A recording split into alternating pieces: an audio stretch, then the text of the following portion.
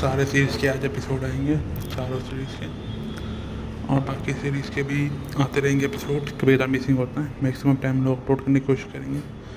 और नई सीरीज़ भी हम लोग स्टार्ट करने वाले हैं। नई सीरीज़ अभी नहीं आई है तो इसी हफ्ते में या फिर नेक्स्ट वीक तक ज़रूर दे दूँगा, और ये भी सारी सीरीज़ कंप्लीट सीरीज़ अपलोड करूँगा। हालांकि वीर हार गया था, लेकिन उसकी वीरता की भावना अब भी बनी हुई थी, जो प्रशंसनीय थी। इसके अलावा वह झूठ नहीं बोल रहा था। उसने शवाराज की फैमिली हेड बनने की लड़ाई में इसलिए मदद की थी क्योंकि शवाराज उसका सीधा परपोता था। पूरे देसाई फैमिली के प्रति उसके मन में कोई द्वेष नहीं था, और न ही वह उनके पतन की कामना करता था। दुर्भाग्य से शिवराज खुद भी वीर की बाहरी लोगों से मिलीभगत से नफरत और गहरी निराशा महसूस कर रहा था। एंसेस्टर लाई सूरज ने वीर की ओर देखा, ये सोचते हुए कि क्या उसे जीवित छोड़ देना चाहिए। आखिरकार मिड स्टेज वॉइड रेल्म का कल्टिवेटर पूरे देसाई फैमिली के लिए बहुत महत्वपूर्ण था। लेकिन उसके बोलने से पहले ही वीर ने खून उगल दिया। उसकी आंखों की चमक धीरे धीरे खत्म हो गई और उसने आत्महत्या कर ली। क्या अफसोस है, शरद ने सिर हिलाया, भावुक होकर कहा। सूरज ने आह भरी। उसने बाकी लोगों को छोड़ने का कोई इरादा नहीं किया। उसने खुद कार्रवाई की और शिवराज, शैलेश और बाकी लोगों को मार डाला। अंत में उसने आदेश दिया, इन सभी को दफना दो। एल्डर लाई को एंसेस्ट्रल टूम में दफनाओ और बाकी को बाहर। साथ ही एल्डर लाई की मेमोरियल टैबलेट को एंसेस्ट्रल हॉल में रखो। कुछ दिनों में मैं खुद उनका अंतिम संस्कार करूंगा। इसके बाद क्लैन का काम जारी रहा, लेकिन अब जब शवाराज फैमिली हेड के लिए प्रतिस्पर्धा में नहीं था, ये बैठक सूरज के चेंबर ऑफ कॉमर्स के लिए पर्सनल और स्ट्रैटेजी तय करने में बदल गई। असल में उसके पास पहले से ही योजना थी और उसने मौजूदा स्थिति के अनुसार कई व्यवस्थाएं कर रखी थीं। गंगा, जो अर्थलिंग था, ये देखकर समझ गया कि सूरज में बिजनेस का असाधारण टैलेंट है। ब्लैक जिंक का व्यापारिक स्तर भले ही ज्यादा उन्नत न हो, लेकिन सूरज की रणनीतियां काफी आधुनिक और प्रभावी थीं। इन्हें लागू करने पर चेंबर ऑफ कॉमर्स जल्द ही अपनी पुरानी ताकत हासिल कर लेगा। ये देखकर कि अब उसके लिए कुछ खास करने को नहीं है, गंगा चुपचाप वहां से निकल गया और इन लौट आया।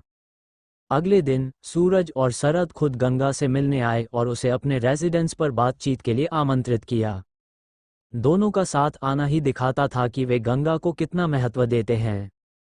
पहले की लड़ाइयों के कारण मास्टर्स रेजिडेंस कई जगहों से क्षतिग्रस्त हो गया था और अभी उसकी मरम्मत चल रही थी।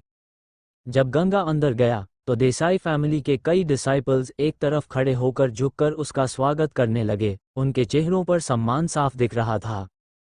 सूरज ने मुस्कुराते हुए कहा, गंगा, अब हमारे देसाई फैमिली में कई लोग तुम्हें अपना आइडल मानते हैं। गंगा हंसकर बोला, मैं तो सिर्फ mid stage soul condensation realm में हूं, कैसा आइडल? सूरज ने कहा, मिड स्टेज में रहते हुए पीक सोल कंडेंसेशन कल्टिवेटर को हराना, ये हर किसी के बस की बात नहीं है, और तुम्हारे वे दो ब्लैक एंड वाइट किटन्स भी बहुत ताकतवर हैं। गंगा ने सिर हिलाया, वे तो बाहरी साधन हैं, मेरी अपनी ताकत नहीं। सूरज हंस पड़ा, तो फिर डेमन टेमस का क्या होगा? शरद भी बोला, गंगा, विनम्र मत बनो। कॉम्बैट स्ट्रेंथ में वह सारी ताकत शामिल होती है जिसका उपयोग कोई व्यक्ति कर सकता है, चाहे वह बाहरी हो या अंदर की। ये तो बस कमजोर बनने का नाटक करता है। तभी एक खुशमिजाज आवाज आई और विनीता वहां आ गई। आज विनीता लाल कपड़ों में थी, पहले से ज्यादा परिपक्व और आकर्षक लग रही थी, लेकिन परिवार के सामने वह अब भी चंचल और प्यारी थी। मैं कमजोर बनने का नाटक नहीं कर रहा, गंगा मुस्कुराते हुए बोला।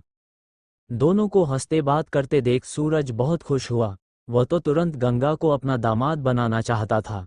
इतना अच्छा दामाद मिलना आसान नहीं होता, लेकिन उसे एक चिंता थी, गंगा का रॉयल फैमिली से संबंध। अगर यह समस्या हल नहीं हुई तो भविष्य में चाहे गंगा कितना भी शक्तिशाली हो, रॉयल फैमिली से टकराव मुश्किल हो सकता है। चारों लिविंग रूम में बैठ गए। सूरज गंभीर होकर बोला, गंगा, इस बार तुमने हमारे देसाई फैमिली और चेंबर ऑफ कॉमर्स के लिए बहुत बड़ा उपकार किया है। अगर तुम्हें किसी चीज की जरूरत हो तो बताओ, हम पूरी कोशिश करेंगे। फिर उसे कुछ याद आया, वैसे वनीटर ने बताया कि तुम किसी को ढूंढ रहे हो। मैंने इसके लिए सभी शाखाओं को निर्देश दे दिया है, और जो 100 million first grade spirit stones देने थे उन्हें माफ कर दिया जाएगा। ये सुनकर विनीता ने तुरंत कहा, फादर, यह एक बिजनेस डील थी। इतनी बड़ी राशि को ऐसे कैसे माफ कर सकते हैं? अगर कुछ देना है तो कुछ और दीजिए। सूरज थोड़ा असहज हो गया। गंगा मुस्कुराकर बोला, अंकल, विनीता की बात मान लेते हैं। सूरज अंदर ही अंदर खुश हो गया। उसे लगा गंगा उसकी बेटी को बहुत महत्व देता है। उसने पूछा, तो तुम्हें और क्या चाहिए? गंगा कुछ देर सोचता रहा। उसे याद आया कि वह अपनी केओस डिवॉवरिंग ब्लड लाइन को पूरी तरह नियंत्रित नहीं कर सकता। उसे इसे एक्टिवेट करने के लिए खुद को मृतजयी अवस्था में ले जाना पड़ता है। इसके लिए 2 विशेष जड़ी बूटियों की जरूरत थी, हॉर्न्ड लोटस और ड्रैगन टेल रूट। उसने कहा, अंकल, मैं हॉर्न्ड हिबिस्कस और ड्रैगन टेल रूट खरीदना चाहता हूँ। क्या मर्चेंट गिल्ड के पास ये हैं? सूरज ने भौहें सिकोड़ते हुए कहा, ड्रैगन टेल रूट के बारे में सुना है, लेकिन ये 3000 साल से ब्लैक स्टार पर नहीं देखा। हॉर्न्ड हिबिस्कस के बारे में तो मैंने कभी सुना भी नहीं। ये सुनकर गंगा थोड़ा निराश हुआ, लेकिन उसे पहले से ज्यादा उम्मीद भी नहीं थी। सुदेश भी पहले यही कह चुका था, हॉर्न्ड हिबिस्कस यहाँ नहीं मिलता और ड्रैगन टेल रूट भी बेहद दुर्लभ था। गंगा बोला, अगर भविष्य में ड्रैगन टेल रूट मिले तो कृपया मेरे लिए रख लेना। सूरज ने कहा, चिंता मत करो, मैं पूरी चैम्बर को इसके लिए कह दूंगा। गंगा ने धन्यवाद दिया, लेकिन उसे ज्यादा उम्मीद नहीं थी। ओह, ड्रैगन टेल रूट, मुझे कुछ याद आया, अचानक विनीता बोली। सब उसकी ओर देखने लगे। गंगा ने पूछा, क्या याद आया? विनीता बोली, जब मैं एक शाखा में काम कर रही थी, मैंने एक स्पिरिट स्टोन में एक मैप खरीदा था। उसमें ड्रैगन टेल रूट की लोकेशन दिखाई गई थी, लेकिन वह बहुत अजीब तरह से बना हुआ था, मैं समझ नहीं पाए। उम्मीद कम थी, लेकिन गंगा ने तुरंत कहा, वह मैप कहाँ है, मुझे दिखाओ। विनीता ने अपनी स्टोरेज रिंग से वह मैप निकाला जिसका उसने जिक्र किया था और कहा, यह वही मैप है। इसमें सिर्फ एक छोटा सा क्षेत्र दिखाया गया है, लेकिन यह नहीं बताया गया कि वह जगह कहाँ है, और यह मैप बहुत अजीब तरीके से बनाया गया है, इसलिए मैं इसे ठीक से समझ नहीं पाए। बोलते हुए विनीता ने एनिमल स्किन मैप को फैलाया, जो लगभग 1 मीटर लंबा और चौड़ा था। यह एनिमल हाइट काफी पुराना लग रहा था। इसके किनारे बहुत घिस चुके थे, मैप थोड़ा धुंधला था और बीच में 2 छोटे छेद भी थे। फिर भी पूरा मैप और लगभग 90% रास्ता साफ दिखाई दे रहा था। मैप के बिल्कुल बीच में एक छोटा लाल बिंदु था, जिस पर साफ शब्दों में ड्रैगन टेल रूट लिखा हुआ था। लेकिन इन 3 शब्दों के अलावा मैप पर कोई और शब्द नहीं था। किसी को भी यह नहीं पता था कि यह मैप किस जगह का है। गंगा ने ध्यान से देखा कि मैप में कोई टेरेन फीचर्स नहीं थे, बल्कि केवल साधारण रेखाएं थीं, जो किसी जियोमेट्रिक शेप जैसी लग रही थीं। और यह जियोमेट्रिक शेप 2 आयामी नहीं बल्कि 3 आयामी थी। मैप स्केल में नहीं था, इसलिए ये समझना असंभव था कि यह क्षेत्र कितना बड़ा है या ऊंचाई में कितना अंतर है। इसके अलावा रेखाएं बहुत कॉम्प्लेक्स थीं, मुड़ी-तुड़ी और घुमावदार, जैसे कई बार रास्ता भटककर वापस घूमा गया हो। अगर टेरेन का वर्णन होता और वास्तविक स्थिति के साथ मिलाया जाता, तो शायद समझ आता कि रास्ता क्यों घुमावदार है। लेकिन केवल रेखाओं वाला यह मैप अब पूरी तरह उलझा हुआ लग रहा था। यह कोई मैप नहीं है, ये तो बस कुछ स्क्रिबलिंग जैसा है, शरद ने सिर हिलाते हुए कहा। सूरज मुस्कुराया और विनीता से बोला, वनीता, तुमसे भी गलती हो सकती है, लेकिन तुमने इसे सिर्फ एक स्पिरिट स्टोन में खरीदा था, इसलिए ज्यादा नुकसान नहीं हुआ। विनीता ने होंठ सिकोड़ते हुए एनिमल हाइड के किनारे को छुआ और कहा, यह साधारण एनिमल हाइड नहीं है। इसकी बनावट और स्पर्श से मैं कह सकती हूँ कि यह कम से कम स्पिरिचुअल स्टेज से ऊपर के डेमन बीस्ट की खाल है। और भले ही मैप पुराना है, लेकिन ध्यान से महसूस करने पर रेखाओं में हल्की स्पिरिचुअल एनर्जी अभी भी मौजूद है। ये सुनकर सूरज ने ध्यान से जांच की और पाया कि यह सच था। उसका चेहरा थोड़ा गंभीर हो गया और उसने कहा, अगर इतने शक्तिशाली डेमन बीस्ट की खाल पर यह मैप बनाया गया है और इसमें अभी भी स्पिरिचुअल एनर्जी बची है, तो इसे बनाने वाला जरूर कोई मास्टर होगा। क्या यह मैप सच में असली हो सकता है और ड्रैगन टेल रूट तक ले जाता हो? शरद ने सिर हिलाकर कहा, भले ही यह असली हो, हमें यह नहीं पता कि यह किस जगह का मैप है। विनीता ने हल्की हंसी के साथ कहा, सिर्फ इतना ही नहीं, यह मैप समझना भी बहुत मुश्किल है। गंगा, अगर तुम चाहो तो यह मैप ले सकते हो। गंगा ने कहा, अगर हम इस मैप में दिखाए गए स्थान को ढूंढ लें और असली टेरेन से मिलाएं, तो शायद इसका रास्ता समझ आ सकता है। मैं इसे ले लेता हूँ, शायद किस्मत साथ दे दे। उसने मैप को लपेटकर अपने स्पेशल ब्रेसलेट में रख लिया। सूरज थोड़ा असहज होकर बोला, गंगा, सिर्फ एक बेकार मैप देना ठीक नहीं है। ड्रैगन टेल रूट और हॉर्न्ड हिबिस्कस के अलावा तुम्हें और कुछ चाहिए? गंगा ने थोड़ा सोचा और उसे याद आया कि उसे स्टारफॉल स्वॉर्ड टेक्निक के लिए कई मिस्टिकल सॉर्ड्स की जरूरत है। उसने कहा, अंकल, मुझे कुछ मिस्टिकल सॉर्ड्स चाहिए, क्या आप उन्हें मुझे बेच सकते हैं? सूरज ने तुरंत कहा, हमारे मर्चेंट गिल्ड में कुछ शैन लेवल सॉर्ड्स हैं, खरीदने की जरूरत नहीं, हम तुम्हें दे देंगे। बताओ किस ग्रेड की चाहिए, मैं अभी लाकर देता हूँ। गंगा मुस्कुराया और बोला, जितनी ऊंची ग्रेड हो उतना अच्छा। सूरज ने कहा, हमारे वेपन रिफाइनर्स अभी सिर्फ 3 पैटर्न हेवनली वेपन बना सकते हैं, वह भी कम सफलता दर के साथ, लेकिन हमारे पास पहले से कुछ 4 पैटर्न और 5 पैटर्न हेवनली वेपन भी हैं। अगर तुम्हें चाहिए तो मैं तुम्हें 5 पैटर्न शैन वेपन दे दूंगा। चलो, आर्मरी में जाकर चुन लो। गंगा थोड़ा संकोच से बोला, अंकल, मुझे सिर्फ एक शैन लेवल स्वॉर्ड नहीं चाहिए। सूरज ने पूछा, कितनी चाहिए? गंगा ने हिसाब लगाकर कहा, मुझे कुल 31 सौरस सॉर्ड्स चाहिए। क्या 31? ये सुनकर सूरज, शरद और विनीता तीनों चौंक गए। सूरज थोड़ा असहज हो गया। उसने अभी उदारता दिखाते हुए एक वेपन देने की बात कही थी, लेकिन इतनी बड़ी संख्या देना उसके लिए मुश्किल था। उसने पूछा, तुम्हें इतनी सारी तलवारों की जरूरत क्यों है? लड़ाई के लिए तो एक ही काफी होती है। गंगा ने जवाब दिया, मुझे एक खास डिवाइन एबिलिटी की साधना करनी है, जिसके लिए इतनी सॉर्ड्स जरूरी हैं। इतनी बड़ी संख्या बहुत महंगी है, इसलिए मैं आपसे मुफ्त में नहीं मांग सकता, मैं इन्हें स्पिरिट स्टोन से खरीद लूंगा। विनीता ने कहा, 31 हेवनली वेपन बहुत महंगे होते हैं। एक साधारण 1 पैटर्न शैन वेपन भी 50 मिलियन से 100 मिलियन स्पिरिट स्टोन्स तक का होता है। अगर एवरेज प्राइस लिया जाए तो 31 वेपन्स के लिए लगभग 2325 बिलियन स्पिरिट स्टोन्स लगेंगे। ये बहुत बड़ी रकम है। गंगा के पास काफ़ी स्पिरिट स्टोन्स थे, इसलिए वह ये खरीद सकता था, लेकिन इतना पैसा खर्च करना उसे भी भारी लग रहा था। फिर भी स्टारफॉल स्वॉर्ड फॉर्मेशन के लिए उसे ये करना ही था। उसने सूरज की ओर देखकर कहा, अंकल, मैं कीमत चुका सकता हूँ, बस उम्मीद है कि आप कुछ डिस्काउंट दे देंगे। सूरज ने हल्की मुस्कान के साथ कहा, मैं डिस्काउंट देना चाहता हूँ, लेकिन हमारे चेंबर ऑफ कॉमर्स के पास इतनी सारी सौरस सॉर्ड्स हैं ही नहीं। गंगा ने पूछा, कितनी है? सूरज ने कहा, हर कल्टिवेटर अलग अलग हथियार इस्तेमाल करता है, इसलिए हमारे पास सिर्फ तलवारें नहीं होती, बल्कि भाले, हलबर्ड, कुल्हाड़ी, हुक, पंखे और अन्य हथियार भी होते हैं, इसलिए सॉर्ड्स की संख्या सीमित है। सही संख्या मुझे अभी याद नहीं है, क्यों न हम आर्मरी चलकर देख लें? गंगा ने सिर हिलाया, ठीक है। इसके बाद सभी लोग उठे और चेंबर ऑफ कॉमर्स के आर्मरी की ओर चल पड़े। चेंबर ऑफ कॉमर्स का आर्मरी हेडक्वार्टर्स में नहीं, बल्कि मास्टर्स मैंशन के अंदर स्थित था। असल में ये सिर्फ आर्मरी नहीं बल्कि पूरा मुख्य वेयरहाउस था, जहां हर तरह के खजाने रखे जाते थे। सुरक्षा के लिए यहाँ 7 शक्तिशाली मिस्टीरियस फॉर्मेशंस लगाए गए थे, यहाँ तक कि अगर कोई इमॉर्टल रेल्म कल्टिवेटर भी हमला करे तो वह इन फॉर्मेशंस को जल्दी नहीं तोड़ सकता था। वेयरहाउस जमीन के नीचे था, लेकिन ऊपर की सतह पर कड़ी सुरक्षा थी और हर समय सतर्कता रखी जाती थी। गंगा सूरज के साथ अंडरग्राउंड में गया।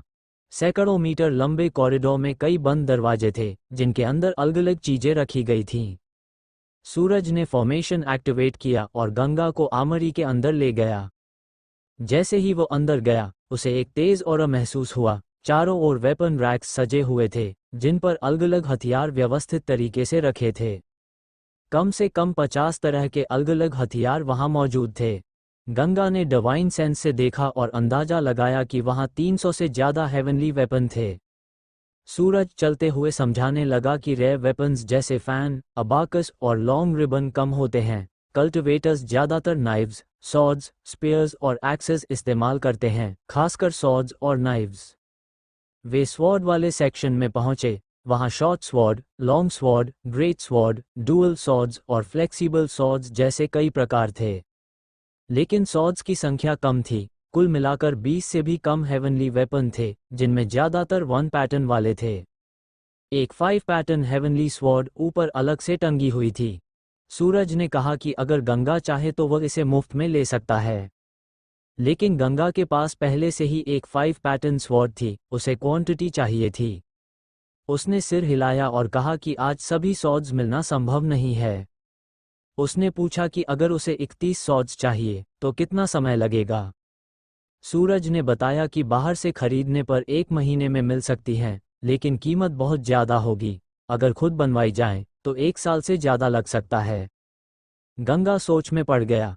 तभी मास्टर ने उसके दिमाग में कहा कि अभी स्वॉर्ड फॉर्मेशन की जल्दी नहीं है, क्योंकि उसने तीसरा मूव अभी मास्टर्ड नहीं किया है। उसने कहा कि अभी इतना पैसा खर्च करने की ज़रूरत नहीं है। गंगा ने यह बात मान ली।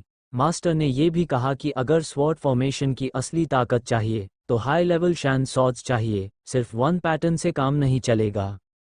गंगा ने कहा कि इतने हाई लेवल वेपन्स मिलना बहुत मुश्किल है। मास्टर हंसकर बोला कि मौका मिले तो छीन लेना चाहिए। गंगा ने मजाक में उसे डांट दिया और रियल वर्ल्ड में वापस आकर सूरज से कहा कि अभी उसे हेवनली वेपन की जरूरत नहीं है। सूरज थोड़ा असहज हो गया, क्योंकि गंगा ने कुछ भी खास नहीं लिया था। गंगा ने स्थिति समझकर कहा कि चलो अब बाहर चलते हैं। लेकिन तभी मास्टर ने कहा, अरे वो स्पेयर इंटरेस्टिंग है। गंगा ने स्पेयर्स वाले रैक की ओर देखा। वहां एक शैनलेवल स्पेयर थी जो बेहद खूबसूरत थी, सोने जैसी चमक रही थी और उस पर कई जेमस्टोन्स जड़े हुए थे। ये ज्यादा डेकोरेशन जैसा लग रहा था, न कि लड़ाई का हथियार। सूरज ने कहा कि यह स्पेयर ज्यादा पावरफुल नहीं है, इसे दिखावे के लिए बनाया गया है। लेकिन गंगा को उसमें कुछ अलग महसूस हुआ। वह उसके पास गया और मास्टर से पूछा कि इसमें खास क्या है। मास्टर ने कहा कि स्पेयर के बीच लगे ग्रे जेमस्टोन को विंड इंटेंट से महसूस करो।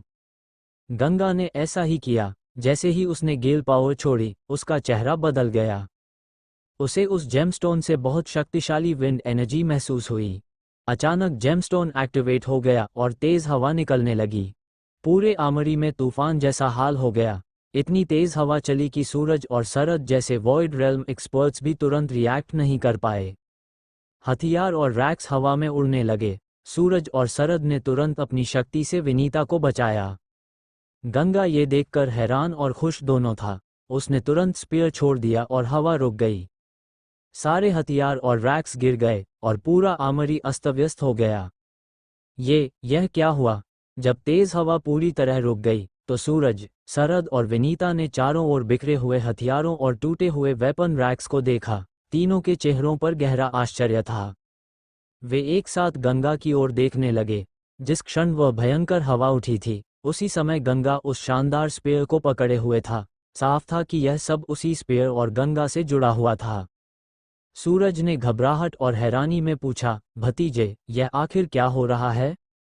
गंगा ने आर्मरी की अस्तव्यस्त हालत की ओर ध्यान ही नहीं दिया। उसकी नज़र स्पेयर पर लगे ग्रे जेमस्टोन पर टिक गई थी और उसकी आंखों में चमक आ गई थी। उसे नहीं पता था कि यह जेमस्टोन क्या है, लेकिन उसमें मौजूद विंड पावर बेहद शक्तिशाली, घनी और गहरी थी, जो उसके गेल आर्ट को बढ़ाने में मदद कर सकती थी। सूरज के सवाल का उसने तुरंत जवाब नहीं दिया। वह कुछ पल के लिए खुद में खो गया, फिर अचानक खुशी से बोला, अंकल, क्या मैं ये स्पेयर ले सकता हूँ? सूरज समझ गया कि यह स्पेयर जरूर खास है, भले ही वे खुद इसे पहचान नहीं पाए थे। उसने बिना हिचकिचाए कहा, अगर तुम्हें जरूरत है तो इसे ले जाओ।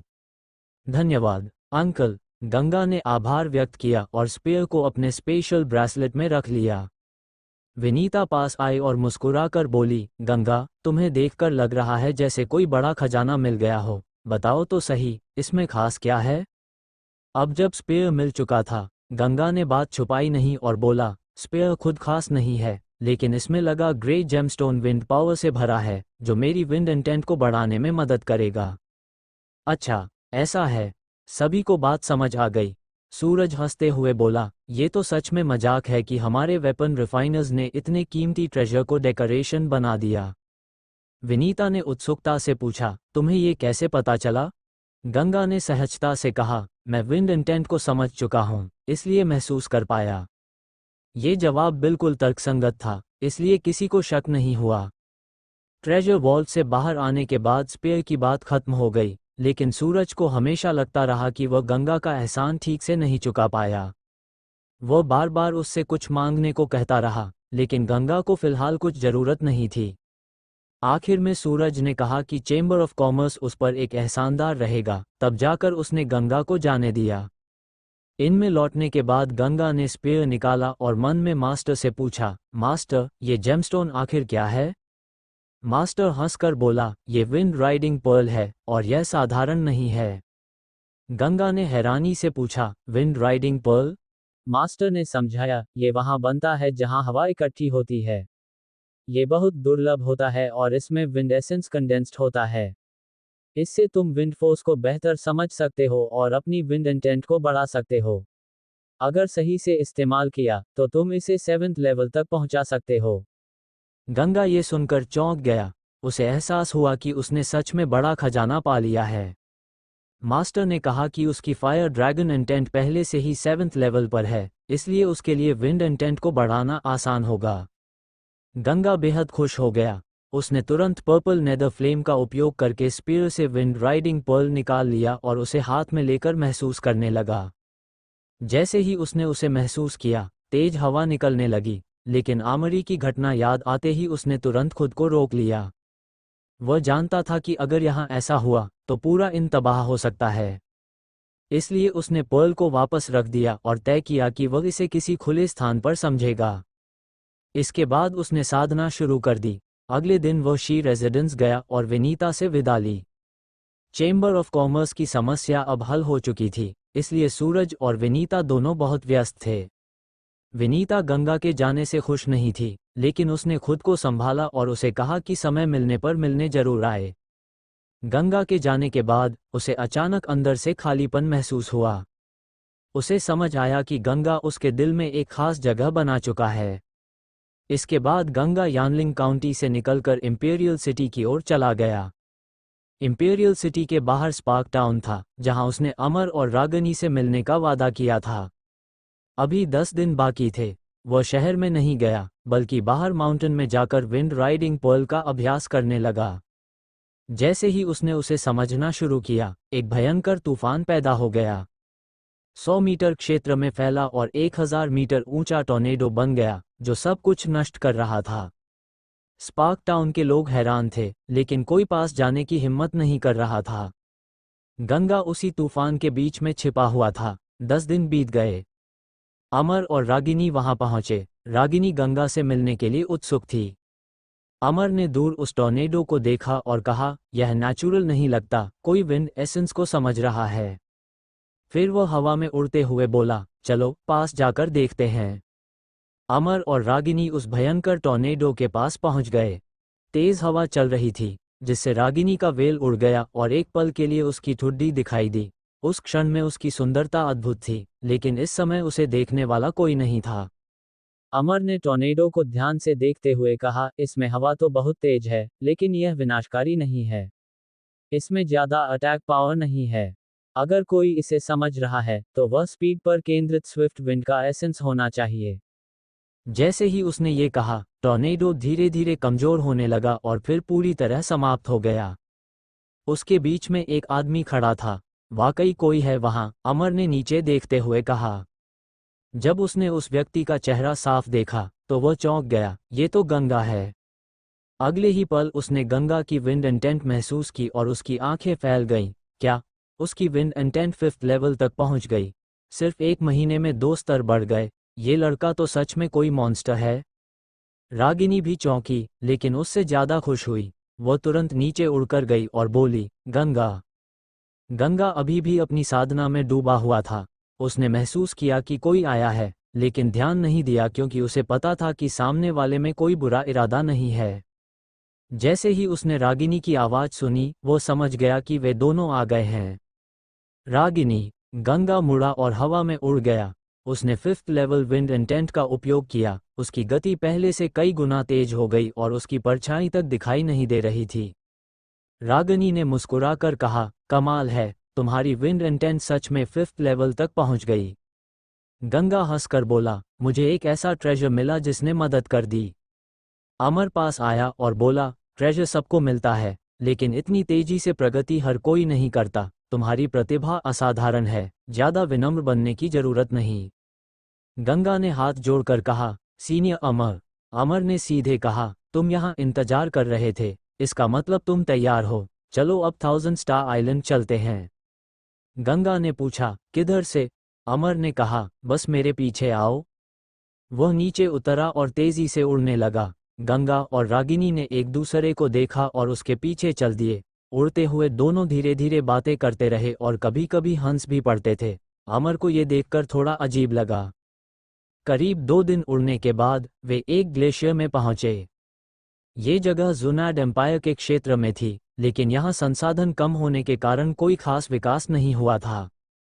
अमर एक फ्लोटिंग आइस पर रुक गया और बोला, हम पहुंच गए। 1000 स्टार आइलैंड का टेलीपोर्टेशन अरे इसी के नीचे है।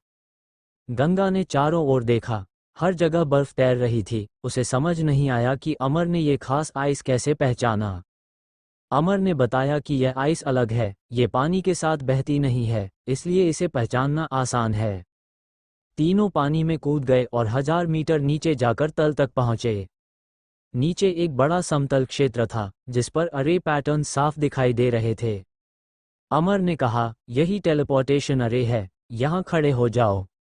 तीनों खड़े हो गए और अमर ने एक स्पिरिट स्टोन निकालकर अरे के केंद्र में रखा। तुरंत वह स्पिरिट स्टोन चमक उठा और उसकी ऊर्जा अरे ने सोख ली। चारों तरफ की स्पिरिचुअल एनर्जी खींचने लगी और अरे के पैटर्न्स चमकने लगे। फिर एक रोशनी ऊपर की ओर उठी और तीनों को घेर लिया। गंगा को फिर वही अंधकार और खालीपन महसूस हुआ जैसा पहले टेलीपोर्टेशन में होता है। लेकिन जल्दी ही सब साफ हो गया। अब वो एक ट्रॉपिकल रेन फॉरेस्ट में था। चारों ओर हरियाली, साफ आसमान और पक्षियों की मधुर आवाजें थीं। अमर ने कहा, हम 1000 स्टार आइलैंड पर आ गए हैं। गंगा ने पूछा, वापस कैसे जाएंगे? अमर ने बताया कि पास के माउंटेन के पीछे एक केव है, जिसमें टेलीपोर्टेशन अरे है। रागिनी ने पूछा, अब क्या करेंगे? अमर मुस्कुराया और बोला, मैं अपने कुछ पुराने दोस्तों से मिलने जा रहा हूँ। तुम दोनों यहाँ खुद एक्सप्लोर करो, यहाँ रिसोर्सेज बहुत हैं, जो मिल जाए वही तुम्हारा भाग्य। ये कहकर वो तुरंत उड़ गया और गायब हो गया। गंगा थोड़ा हैरान रह गया, लेकिन रागिनी को इसकी आदत थी। उसने पूछा, अब क्या करें? गंगा ने सोचा और कहा, पहले किसी आबादी वाले इलाके को ढूंढते हैं, जानकारी लेते हैं और मैप ढूंढते हैं। दोनों एक ऊंचे माउंटेन पर पहुंचे और दूर तक देखा। वे एक छोटे से आइलैंड पर थे, जो लगभग 10 मील का था। चारों तरफ समुद्र था, नीला और शांत। ये जगह किसी रिजॉर्ट जैसी लग रही थी, लेकिन वहां कोई इंसान नहीं था। गंगा ने कहा, लगता है यह एक आइसोलेटेड आइलैंड है। तभी समुद्र की लहरें उठीं और एक आदमी किनारे पर आकर गिरा।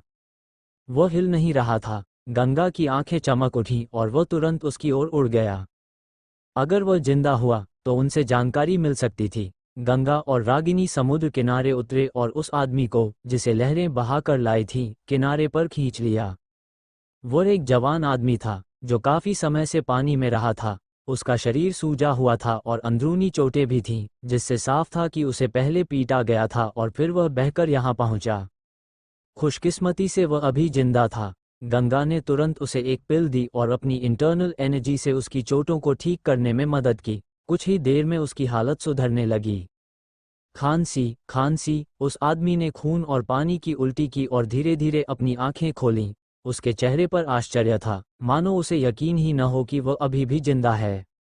जब उसने गंगा और रागिनी को देखा तो समझ गया कि उसे बचाया गया है। क्या आपने मुझे बचाया है? बहुत बहुत धन्यवाद, गंगा ने कहा। इतनी औपचारिकता की जरूरत नहीं है।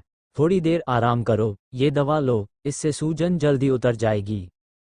उसने उसे एक ऑइंटमेंट दिया। वह आदमी बार बार धन्यवाद कहते हुए झाड़ियों में गया और दवा लगाकर लौटा। अब उसका असली चेहरा सामने आ गया था। वह काफी हैंडसम था, लेकिन उसके कपड़े फटे हुए थे और हालत खराब थी। वह फिर गंगा के सामने घुटनों पर बैठ गया। गंगा ने तुरंत उसे उठाया और कहा, ऐसा मत करो, तुम्हें मरते हुए कैसे छोड़ देते? वह आदमी हल्की कड़वाहट के साथ मुस्कुराया, अगर आप दोनों नहीं होते तो मैं मर चुका होता। नाम पूछने पर पता चला कि उसका नाम महिपाल है। उसने बताया कि वह एक जहाज पर था, जहां उस पर हमला हुआ और वह गंभीर रूप से घायल हो गया। बचने के लिए वह समुद्र में कूद गया, लेकिन बेहोश हो गया और बहते बहते यहां पहुंच गया। हमले का कारण उसने नहीं बताया और गंगा ने भी ज्यादा पूछताछ नहीं की। फिर महिपाल ने पूछा, ये कौन सा आइलैंड है? गंगा ने कहा, हमें नहीं पता, यह एक आइसोलेटेड आइलैंड है। ये सुनकर महिपाल हैरान रह गया। गंगा ने पूछा, सबसे पास का शहर कहाँ है? महिपाल ने कहा, सबसे पास टॉर्टस आइलैंड है, वहीं मेरा घर है। गंगा बोला, तो चलो, हम तुम्हें वहां छोड़ देते हैं। महिपाल ने मना किया, आपने मेरी जान बचाई, अब मैं आपको और परेशान कैसे कर सकता हूँ? गंगा मुस्कुराया, हमें भी वहीं जाना है, चिंता मत करो। आखिरकार महिपाल मान गया। गंगा ने समरसॉल्ट क्लाउड निकाली और तीनों उसमें बैठकर टॉर्टस आइलैंड की ओर चल पड़े। उसकी स्पीड देखकर महिपाल चौंक गया, लेकिन उसने कुछ पूछा नहीं। आधा दिन उड़ने के बाद दूर टॉर्टस आइलैंड दिखाई दिया। यह आइलैंड काफी बड़ा था, लगभग 100 मील चौड़ा। आधे आइलैंड पर एक बड़ा शहर बसा हुआ था और बाकी हिस्सा रेन फॉरेस्ट था। नीचे से शहर बहुत व्यस्त और समृद्ध दिख रहा था। समुद्र किनारे हजारों जहाज खड़े थे, जिनमें से कई फिशिंग के थे और कुछ सी मॉन्स्टर्स पकड़ने के लिए। ज्यादातर मॉन्स्टर्स को फॉर्मेशन स्तर के थे। जैसे ही वे पास पहुंचे, महिपाल ने कहा, जल्दी नीचे उतर जाओ, यहाँ उड़ना मना है, वरना सजा मिलती है। गंगा ने तुरंत समरसॉल्ट क्लाउड नीचे कर दी। तभी अचानक एक जोरदार हॉर्न की आवाज गूंजी।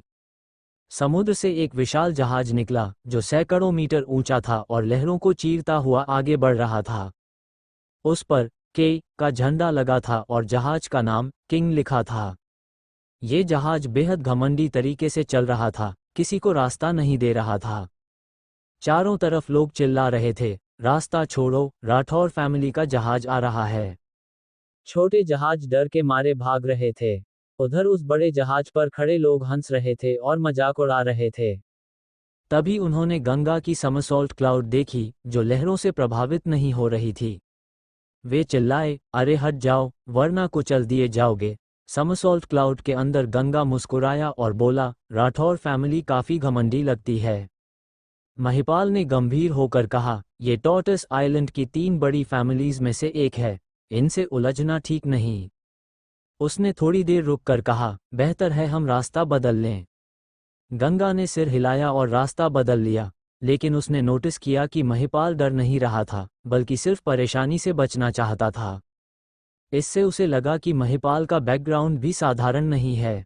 वाह, वह जहाज कितनी तेज है, यह नाव नहीं, ये तो एक कार है। अच्छा हुआ समझदारी दिखाकर हट गया, नहीं तो मैजेस्टिक उसे कुचल देती। समरसॉल्ट क्लाउड को रास्ता बदलते देखकर मैजेस्टिक के डेक पर खड़े सेलर्स गर्व से भर गए और हंसने लगे।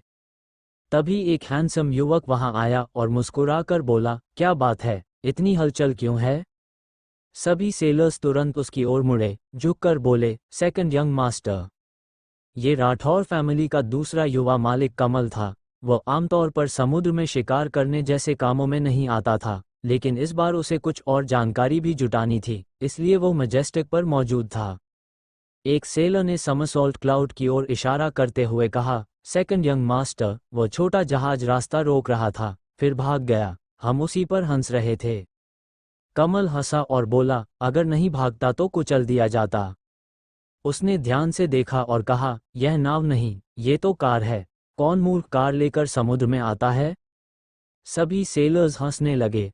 कमल का मूड अच्छा था, उसने कहा, आज शिकार अच्छा रहा है, तो थोड़ा मजा किया जाए। जाओ, हेल्म्समैन से कहो कि उस कार का पीछा करे और उसे तोड़ दे। उसे समझाओ कि कार समुद्र में नहीं चलती।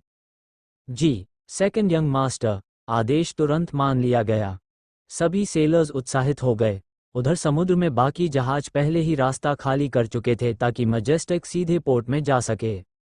सब लोग राठौर फैमिली के व्यवहार से नाराज थे, लेकिन डर के कारण कुछ बोल नहीं सकते थे। लेकिन तभी अचानक मैजेस्टिक ने दिशा बदल दी और तेजी से बाईं ओर मुड़ गया। अब वो और तेज हो रहा था। लोग चिल्लाने लगे, क्या कर रहा है ये जहाज? हम पोर्ट के पास हैं, फिर भी यह तेज जा रहा है, सभी हट जाओ। एक बार फिर समुद्र में अफरा-तफरी मच गई। जहाजों ने जल्दी जल्दी रास्ता छोड़ा। मैजेस्टिक इतना विशाल था कि अगर टकराता तो कोई भी छोटा जहाज तुरंत टूट जाता। रागिनी ने नाराज होकर कहा, ये लोग हद कर रहे हैं, ये जानबूझकर दूसरों को नुकसान पहुंचा रहे हैं। महिपाल ने गंभीर होकर कहा, राठौर फैमिली बहुत ताकतवर है, उनसे कोई नहीं उलझता, अगर कोई मर भी जाए तो भी न्याय मिलना मुश्किल है। फिर उसने गंगा से कहा, ब्रदर, हम रास्ता बदल लेते हैं।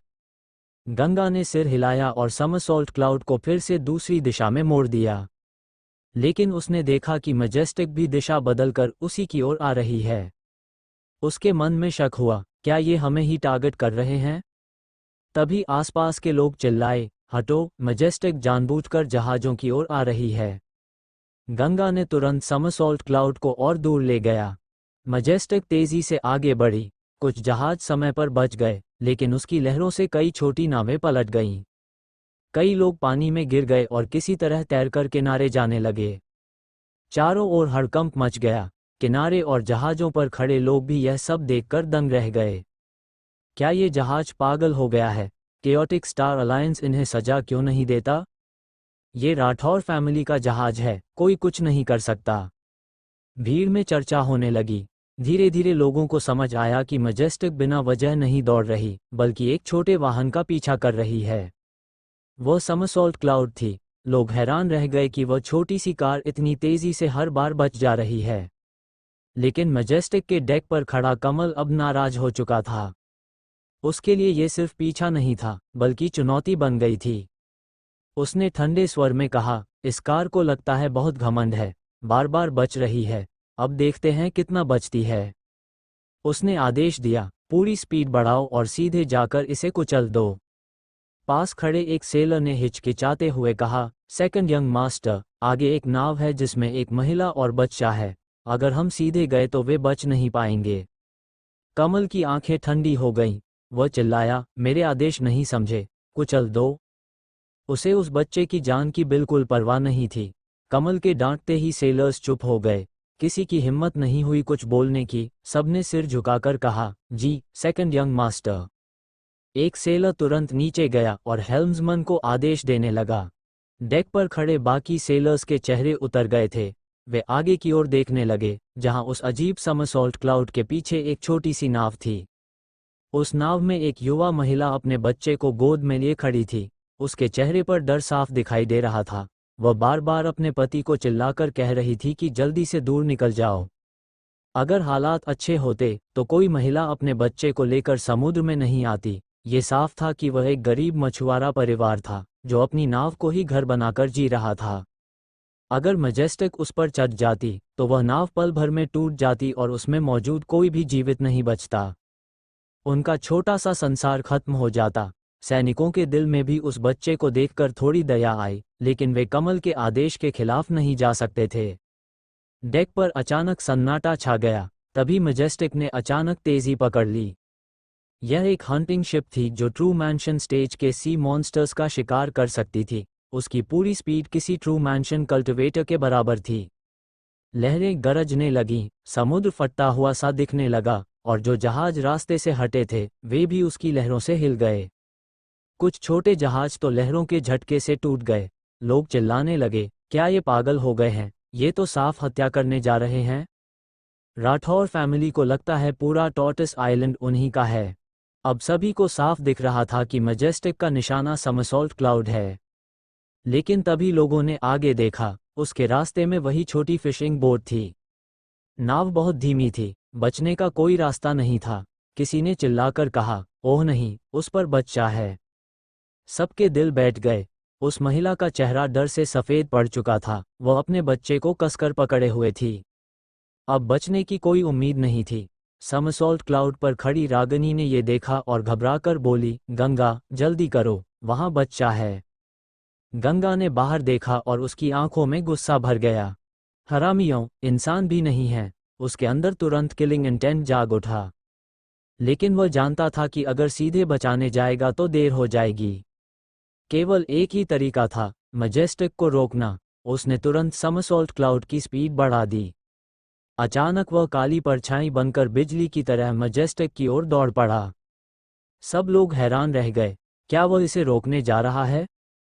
इतनी छोटी चीज उस विशाल जहाज से टकराएगी, ये तो खुद भी मर जाएगा।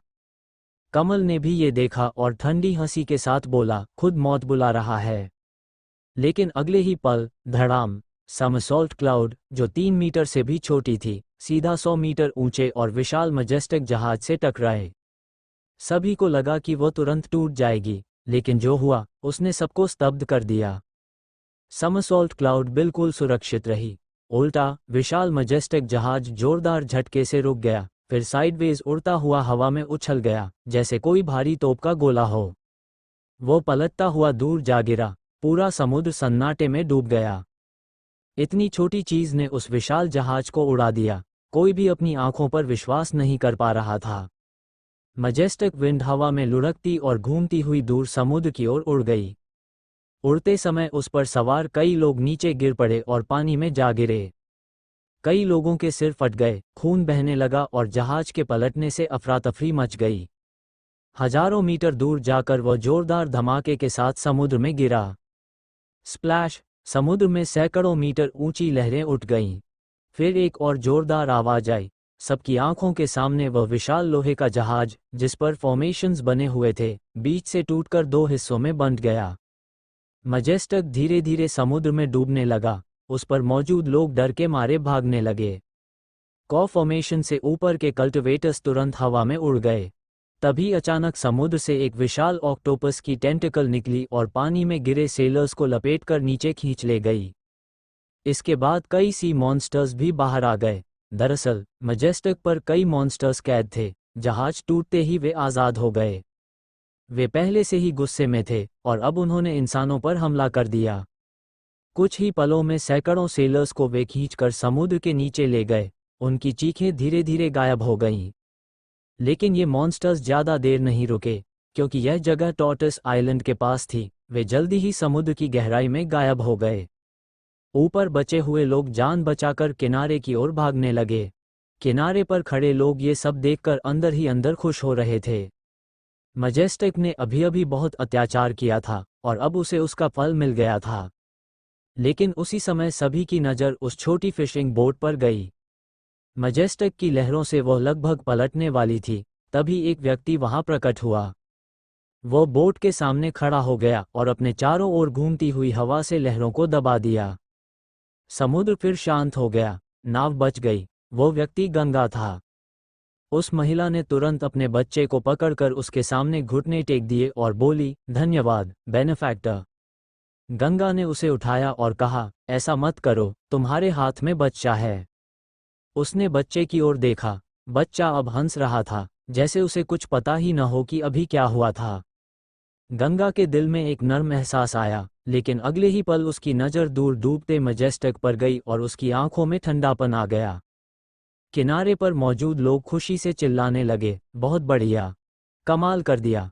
सब लोग गंगा की तारीफ कर रहे थे। लेकिन फिर सबकी नज़र समरसॉल्ट क्लाउड पर गई। सब सोच रहे थे कि आखिर यह कौन है जिसने राठौर फैमिली के जहाज को तोड़ दिया। अब तो राठौर फैमिली बदला जरूर लेगी। यह कोई साधारण व्यक्ति नहीं हो सकता। भीड़ में चिंता फैल गई। तभी समुद्र से एक गुस्से भरी आवाज आई, किसने राठौर फैमिली के जहाज को तोड़ा? सबने देखा, कमल अपने लोगों के साथ हवा में उड़ता हुआ आ रहा था। उसके चेहरे पर गुस्सा साफ था। राठौर फैमिली टॉर्टस आइलैंड की 3 सबसे बड़ी फैमिलीज में से थी और कोई भी उनसे टकराने की हिम्मत नहीं करता था।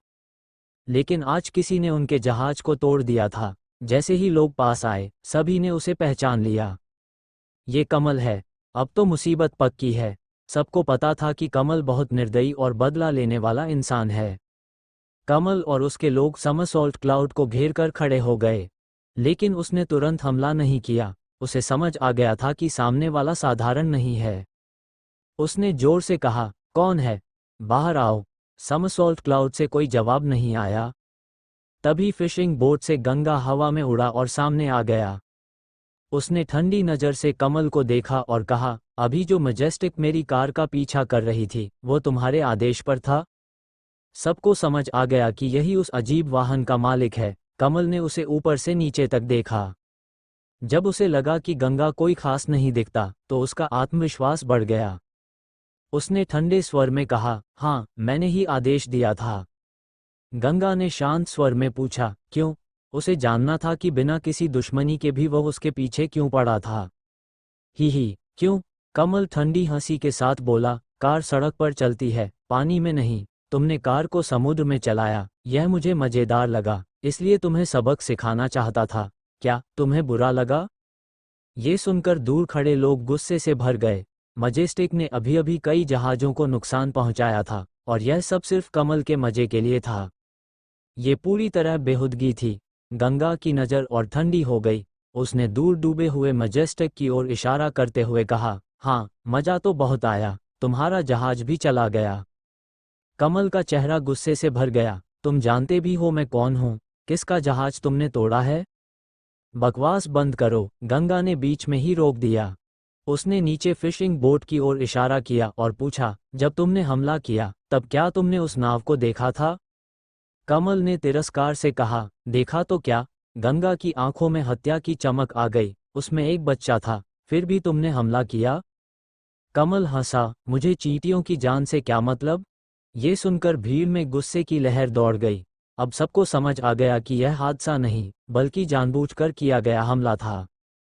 गंगा ने ठंडे स्वर में कहा, तुम जैसे इंसान को इस वर्ल्ड में रहने का हक नहीं है। कमल ने हंसते हुए कहा, तुम मुझे मारोगे? तुम मिड स्टेज सोल कंडेंसेशन में हो और मैं अर्ली स्टेज में हूँ। ठीक है, मैं तुमसे कमजोर हूँ। फिर उसने मुस्कुराकर कहा, लेकिन मैं अकेला नहीं हूँ। उसके पीछे 4 लोग आगे बढ़े। उनमें 3 सोल कंडेंसेशन रेल्म के थे और एक लेट स्टेज सोल कंडेंसेशन का पावरफुल बुजुर्ग था। भीड़ में हलचल मच गई। वह जैकी है, ये बहुत ताकतवर है। सब डर गए। कमल ने ठंडी आवाज में कहा, अब भुगतो अपने कर्मों का फल। गंगा ने चारों को देखा और शांत स्वर में कहा, बस इतने ही? भीड़ दंग रह गई। इतनी ताकत देखकर भी वह शांत था। कमल चिल्लाया, अंकल इन, इसके हाथ पैर तोड़ दो। जैकी आगे बढ़ा, उसकी ताकत से समुद्र तक कांप उठा। तीनों और कल्टिवेटर्स ने गंगा को घेर लिया। गंगा वहीं खड़ा रहा, बिल्कुल शांत। सब लोग घबरा गए। अब बचने का कोई रास्ता नहीं था, लेकिन गंगा ने ठंडी नज़र से कमल को देखा और कहा, आज तुम्हें मैं जरूर मारूंगा। कमल गुस्से से चिल्लाया, मारो इसे। जैकी धीरे धीरे आगे बढ़ा, मानो वह गंगा को तुच्छ समझ रहा हो। सबकी सांसें थम गईं। तभी, रुको, समरसॉल्ट क्लाउड से एक आवाज आए। अगले ही पल एक आदमी उड़कर आया और गंगा और जैकी के बीच खड़ा हो गया। जैकी ने हमला करने ही वाला था, लेकिन अचानक रुक गया। उसका चेहरा बदल गया। वह पीछे हट गया। कमल ने चिल्लाकर कहा, क्या हुआ? मारो इसे। जैकी ने गंभीर होकर कहा, पहले देखो ये कौन है। कमल ने ध्यान से देखा और चौंक गया। ये जिंदा कैसे है? भीड़ में भी हलचल मच गई। किसी ने चिल्लाया, यह महिपाल है। सब हैरान रह गए। क्या? ये तो मर गया था। क्या, महिपाल, ये जिंदा है? 2 दिन पहले तो खबर आई थी कि इसे समुद्र में सी मॉन्स्टर ने निगल लिया। ये कैसे वापस आ गया? ये खबर उसके भाई सारांश ने दी थी। क्या वह झूठ बोल रहा था? पूरे पोर्ट पर हलचल मच गई। लेकिन कुछ ही देर में सबका ध्यान एक बात पर टिक गया। अब जब महिपाल यहाँ है, तो कमल आसानी से कुछ नहीं कर पाएगा। क्योंकि महिपाल भी टॉर्टस आइलैंड की 3 बड़ी फैमिलीज में से एक, सिंह फैमिली का 3rd यंग मास्टर था। उसकी ताकत और हैसियत कमल से कम नहीं थी।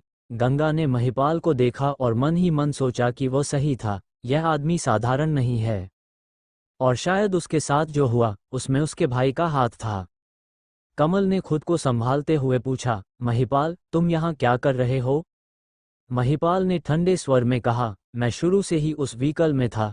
तुमने मजेस्टिक से मुझे मारने की कोशिश की, है ना? ये सुनते ही कमल का चेहरा बदल गया। अगर यह बात सच मानी गई, तो इसका मतलब था कि उसने खुलेआम सिंह फैमिली के युवा मालिक को मारने की कोशिश की है। ये दोनों फैमिलीज के बीच युद्ध छेड़ सकता था। कमल तुरंत बोला, मुझे नहीं पता था कि तुम उस वाहन में हो, नहीं तो मैं कभी ऐसा आदेश नहीं देता। महिपाल ने कहा, मुझे फर्क नहीं पड़ता, तुमने मुझे मारने की कोशिश की। कमल ने ठंडे स्वर में कहा, मुझे फंसाने की कोशिश मत करो, शायद तुम बाद में उस व्हीकल में चढ़े हो। महिपाल ने कहा, बहस करने का कोई मतलब नहीं, हम आइलैंड पर जा रहे हैं, रास्ता छोड़ दो। ब्रदर गंगा। कमल एक पल के लिए चौंका, फिर समझ गया कि वह गंगा की बात कर रहा है। उसने तुरंत मना किया, तुम जा सकते हो, लेकिन यह आदमी नहीं। इसने मेरे राठौर फैमिली का जहाज तोड़ा है, इसे इसकी कीमत चुकानी होगी। महिपाल ने सख्ती से कहा, हम दोनों जाएंगे, अगर हिम्मत है तो रोक कर दिखाओ। कमल की आंखों में ठंडी चमक आ गई। महिपाल अंदर ही अंदर घबरा गया। 4 सोल कंडेंसेशन कल्टिवेटर्स और एक लेट स्टेज एक्सपर्ट, यह आसान नहीं था। तभी जैकी ने धीरे से कहा, सेकंड यंग मास्टर, महिपाल को चोट पहुंचाना ठीक नहीं होगा। पहले इन्हें जाने दें, बाद में गंगा से निपट लेंगे। कमल कुछ पल चुप रहा, फिर मजबूरी में बोला, ठीक है, तुम जा सकते हो, लेकिन इसे मैं नहीं छोड़ूंगा। भीड़ ने राहत की सांस ली। सबको लगा कि गंगा बच गया। महिपाल मुड़ा और बोला, ब्रदर, चलो। लेकिन गंगा हल्के से मुस्कुराया। उसने सिर हिलाकर कहा, माफ करना, मैं नहीं जा सकता। महिपाल चौंक गया। क्या मतलब? गंगा ने कमल की ओर इशारा करते हुए कहा, यह आदमी बच्चों तक को मार देता है। इसे जिंदा छोड़ना गलत होगा। आज इसे मरना ही होगा। पूरा माहौल स्तब्ध हो गया। कुछ पल के लिए सन्नाटा छा गया। फिर लोग फुसफुसाने लगे, ये पागल है क्या? महिपाल इतनी मेहनत से इसे बचा रहा है, और यह खुद मौत बुला रहा है। 4 सोल कंडेंसेशन कल्टिवेटर्स के सामने खड़ा है। कमल जोर से हंस पड़ा, तुम सच में मूर्ख हो। तुम्हें पता भी है कि कौन किसे छोड़ रहा है? उसने तिरस्कार से कहा, अगर महिपाल नहीं होता तो मैं तुम्हें जिंदा नहीं छोड़ता। फिर उसने महिपाल से कहा, अब अगर मैं इसे मारूं तो मुझे दोष मत देना। महिपाल ने घबराकर कहा, ब्रदर, तुम ऐसा क्यों कर रहे हो? गंगा ने हाथ उठाकर उसे रोक दिया, चिंता मत करो, ये सब मेरे लिए कुछ नहीं है। महिपाल ने फिर समझाया, राठौर फैमिली बहुत ताकतवर है, इनके पीछे वॉइड रेल्म एक्सपर्ट है। गंगा ने शांत स्वर में कहा, अगर वे बदला लेने आए तो उन्हें भी मार दूंगा। महिपाल स्तब्ध रह गया। यह आत्मविश्वास नहीं, पागलपन लग रहा था। फिर भी वह गंगा को मरते नहीं देखना चाहता था, लेकिन गंगा ने उसे पीछे हटने को कहा। उसने समरसॉल्ट क्लाउड की ओर देखा और बोला, रागिनी, बाहर आओ। ब्रदर केकेजी को प्रोटेक्ट करो। रागिनी तुरंत बाहर आई और महिपाल के सामने खड़ी हो गई। गंगा ने समरसॉल्ट क्लाउड को वापस रख लिया और अकेला सामने खड़ा हो गया। अब सबको समझ आया कि वह अकेला नहीं है। तभी जैकी अचानक चौंक कर बोला, लेट स्टेज सोल कंडेंसेशन, यह महिला लेट स्टेज में है। ये सुनते ही सब दंग रह गए। सारे सीरीज़ के आज एपिसोड आएंगे, चारों सीरीज़ के, और बाकी सीरीज़ के भी आते रहेंगे एपिसोड। कभी कभार मिसिंग होता है, मैक्सिमम टाइम लोग अपलोड करने की कोशिश करेंगे। और नई सीरीज़ भी हम लोग स्टार्ट करने वाले हैं। नई सीरीज़ अभी नहीं आई है तो इसी हफ्ते में या फिर नेक्स्ट वीक तक जरूर दे दूँगा। और ये भी सारी सीरीज़ कंप्लीट सीरीज़ अपलोड करूँगा।